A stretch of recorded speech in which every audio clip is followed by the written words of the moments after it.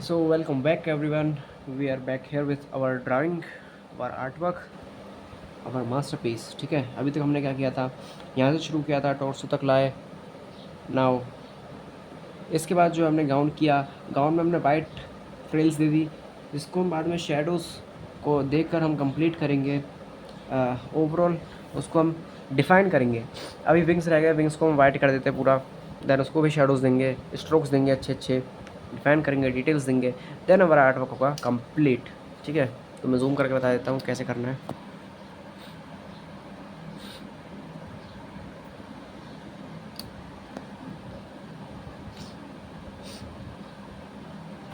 Now you can see कि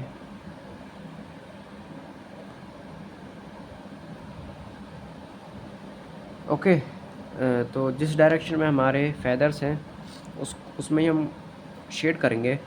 like जो मैं इसको आर्ट वर्क को है 90 डिग्री पे रोटेट कर दिया हूँ, एंड कैमरा भी कर देता हूँ, इससे आपको तो सीधा दिखे बट मेरे को सही पड़े हाथ में डायरेक्शन। अपने हैंड के नीचे रखें क्लीन पेपर, एंड जैसे कि आपको दिख रहा है कि ये वाले जो स्ट्रोक्स हैं जो लास्ट में से आ रहे हैं वो अंदर की तरफ आते हुए फेड हो रहे हैं, तो हमारी शेडिंग भी ऐसी होगी कुछ। और ध्यान रहे कि ये वाला जो पार्ट है ये चीज़ पूरी ब्लैक होएगी, एंड ब्लैक से फेड होते होते वाइट होते जाएगी। तो मैं सेम चीज़ मैं यहाँ पे कर रहा हूँ मैकेनिकल एडिटर से, बिकॉज ये यहाँ पे बेस्ट काम करेगी। ठीक है,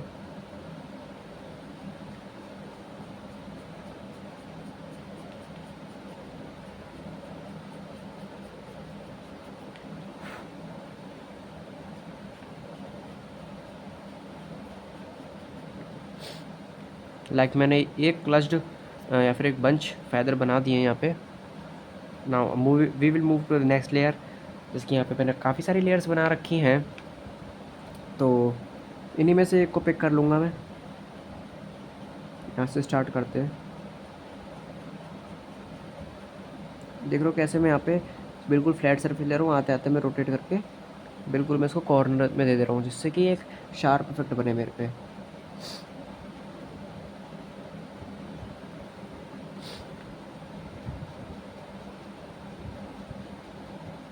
अब मैं यहाँ पे लाते लाते मैं इसको गोल कर दूँगा, बिकॉज फैदर जो होते हैं मोटे हो जाते हैं, बिकॉज ये उड़ने के काम नहीं आते हैं। अगर आपको बर्ड्स की एनाटॉमी पता हो तो इनके जो अंदर वाले फैदर होते हैं वो सिर्फ गर्मी देते हैं।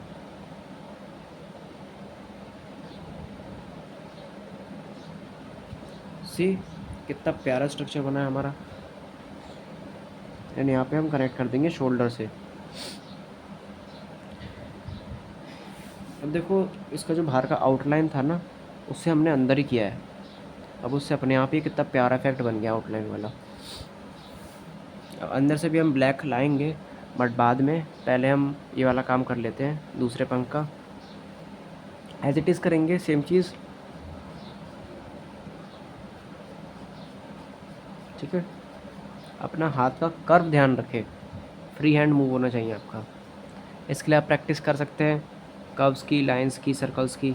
उससे हमारा हाथ जो होता है हाथ, वो जो है वार्म अप हो जाता है कर्व्स के लिए। कैसे कर्व्स लगाना है, फ्री हैंड या फिर किसी आउटलाइन के ऊपर अगेन ट्रेस करना है, या फिर कोई सी ग्रिप बनानी है, रिस्ट ग्रिप बनानी है, फॉर ग्रिप बनानी है। ठीक है, तो वो सब करने के काम आता है। अब देखो ये वाला जो एरिया है पंख का, इस पर शेडोज़ क्यों आ रही है, बिकॉज ये इधर की तरफ झुका हुआ है। ठीक है, और ये वाला जो है ये चीज़ की पंख की बैक है दूसरे वाले पंख की, तो उस पर पूरा वाइट आएगा, तो उसको मैं पूरा वाइट करूँगा। जैसे कि मैंने कहा हर एक चीज़ को हमें समझना पड़ता है बनाने के लिए। सी मैंने इसको कैसे पूरा वाइट कर दिया है अच्छे से, एंड शोल्डर से कनेक्ट कर दूँगा।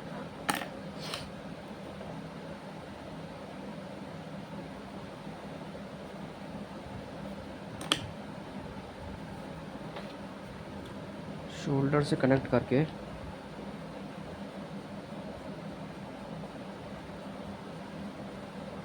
मैं इसको अगेन अंदर की तरफ ले जाऊंगा, क्योंकि पंख तो वहाँ पे भी वैसे आएंगे, यहाँ पे बस थोड़ा ज़्यादा टेक्सचर आ जाएगा। ठीक है, उस टेक्सचर को भी हम बनाएंगे यूजिंग अ पेंसिल। इसको मैं दोबारा स्ट्रेट कर देता हूँ, कैमरे को भी दोबारा स्ट्रेट कर देता हूँ। ना हो यहाँ पे जो है, अब मैं उल्टा ही लाऊंगा।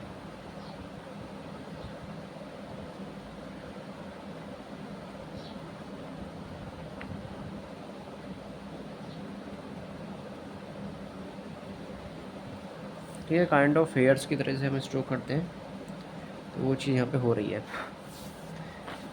नाउ इफ़ यू सी कि अभी भी कितना अच्छा लग रहा है, अगर हम इसको ऐसे ही छोड़ दें तो तब भी एक आर्ट वर्क माना जाएगा, बहुत ही ज़्यादा प्यारा, बहुत ही ज़्यादा क्यूट, डिटेल्ड।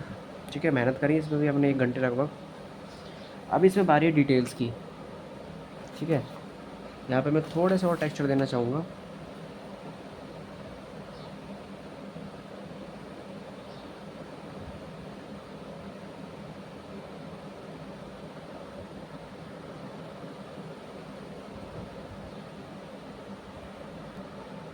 ओके, नाउ मैंने यहाँ पे थोड़ा सा टेक्सचर दे दिया, इससे बाद में मेरे को हेल्प मिल जाए।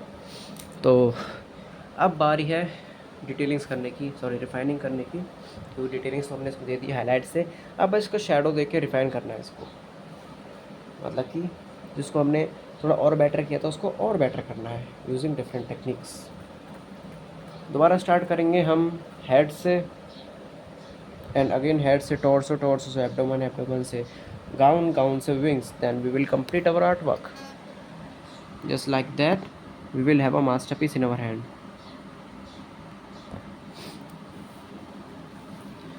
So this was our head in detail. तो इसके नीचे मैंने लिखा है अपना पेपर। पेपर रखने के बाद मैं डिटेल्स दूंगा इसमें। कैमरा कर लेता हूँ सेट।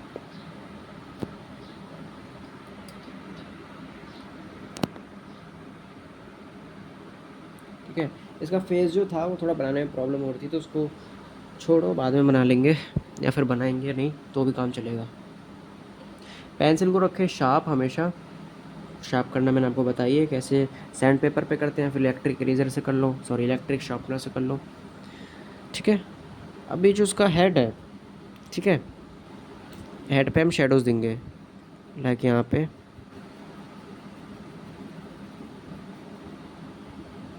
एंड यहाँ पे,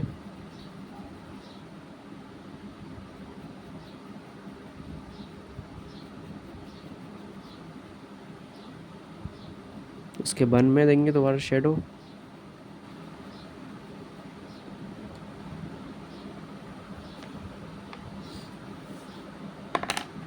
और अगर हाईलाइट्स जो हैं ज़्यादा ही गायब हो चुकी है तो अगेन हम सही कर सकते हैं, ऐसा नहीं है कि हमने एक स्टेप कर लिया है तो अगेन नहीं करेंगे उसको। लाइक मेरे को यहाँ पे थोड़ा हेयर वाला टेक्सचर देना है, तो मैंने उसको और स्ट्रोक्स दे दिए।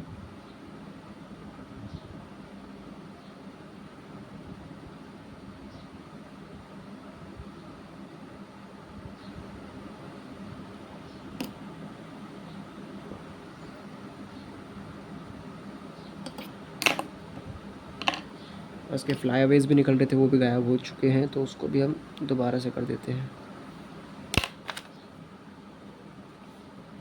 बट दैट्स टू थिक, अच्छा नहीं लग रहा है, तो हटा देते हैं, थोड़ा लाइट कर देते हैं, कोई बात नहीं।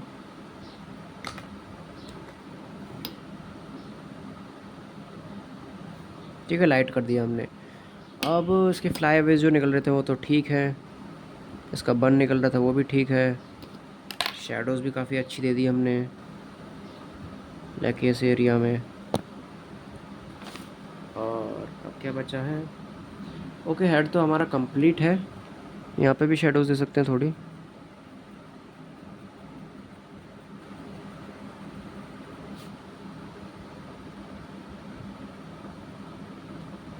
See it's completed. Now neck time.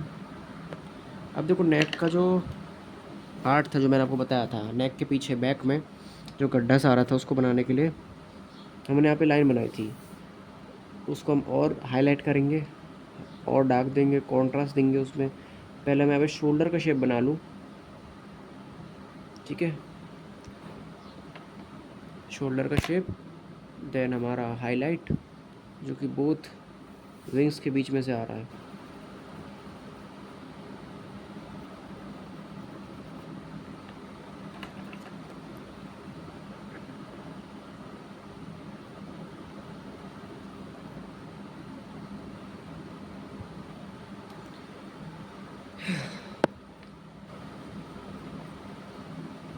Okay, then इसका जो कॉलर बोन है, कॉलर बोन को शेडो से दिया, और जो यहाँ पे हमारी शेडो आर्ट्स थी उसमें अगर हाईलाइट्स आ रही हैं ज़्यादा तो उसको आप स्ट्रोक्स डाल के फेड अवे कर सकते हो। सेम हेयर, अगर आपके स्किन पे ज़्यादा शेडो ज़्यादा हाईलाइट्स हैं तो उसका स्ट्रोक्स दे के आप गायब कर सकते हो।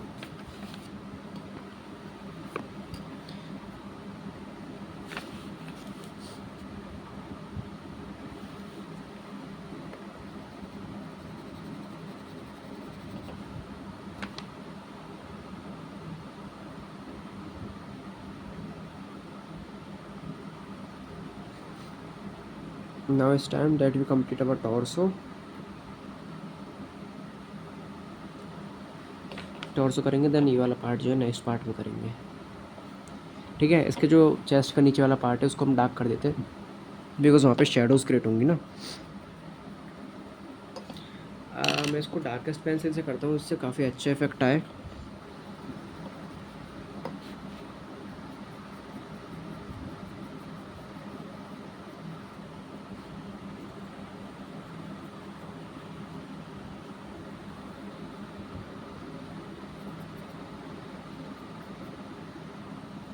ठीक है, ऐसी हमारा आर्म्स वाला बात आ जाएगा। आर्म्स में जो शेडोज़ है उसको भी मैं सबसे डार्क करूँगा।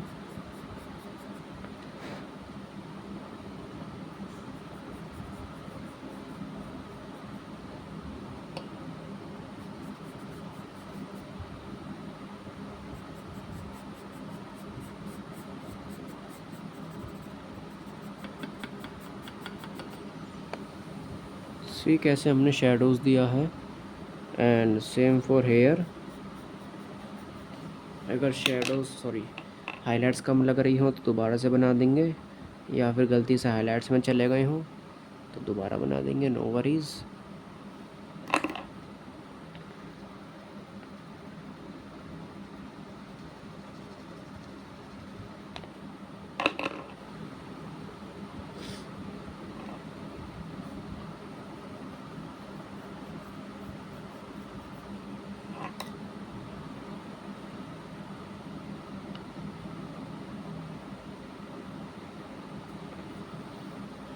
ओके, इतना हमारा काम हो चुका है।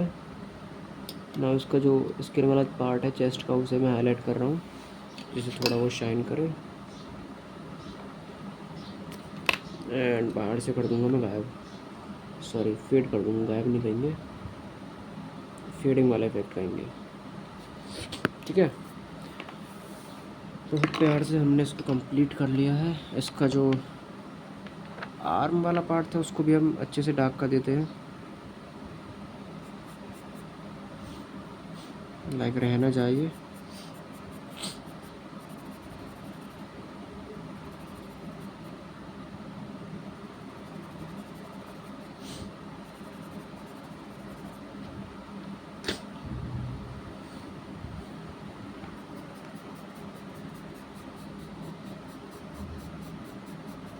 बाकी ये जो पूरा पार्ट था मैंने ब्लैक कर दिया जिससे वो बैकग्राउंड से थोड़ा सा डार्क हो जाए। चारकोल स्टिक से भी ज़्यादा डार्क कर सकता हूँ, बट अगर मैं आपको बिल्कुल ही एक्सपोजर बढ़ा के दिखाऊँ तो आपको दिख जाएगा कि बैकग्राउंड से अलग हो चुका है। ठीक है, तो एक्सपोजर को मैं कर देता हूँ डार्क, जिससे आपको इजीली सब कुछ दिखे। ठीक है, अभी इसको ब्लेंड करने की कोशिश करता हूँ, अगर ये अच्छा दिखे तो ठीक है, इट्स ओके, बिगड़ नहीं रहा है। जहाँ पे हमें शेडो देनी थी ठीक है दे दिया, और जहाँ पे हमें हाईलाइट्स देना है उसको हम और क्लियर कर देते हैं।